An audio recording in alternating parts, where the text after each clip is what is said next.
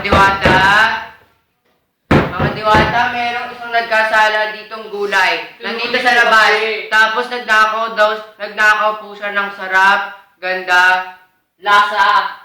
oo, at kulay. Ninakawan niya. Papasok eh. Now na. Dapat niya matapos.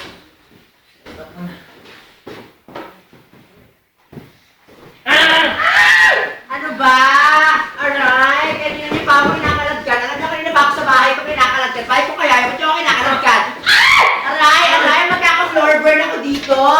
Aray, siya. Bento ka lang sa tower floor.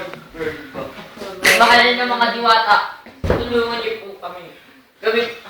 Kami po ay mga biktima ng pagnanakaw ni... Hindi ko nga. Bakit ba kayo sabi nagnanakaw? Hindi ako nagnanakaw. Akin nga talaga. Hindi nyo ba nakita ko dito sa bahay ko? Sa talabi ako dito. Ang palaya! Malupit ang ginawa mo sa ibang mga gulay.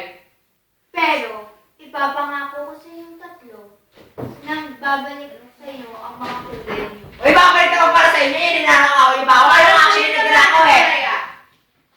Mananatili sa iyo ang kulay, lasa, Akin to. ganda. Akin to. Pero mahal na diwata. Bakit? Akin to. Dahil dyan Ay! Ayun na tayo. Bakit nagnanakaw kayo? Akin yan. At least, babalik sa atin. Akin to. Asan tayo? Gusto na ako. Sa inyo, akin talaga.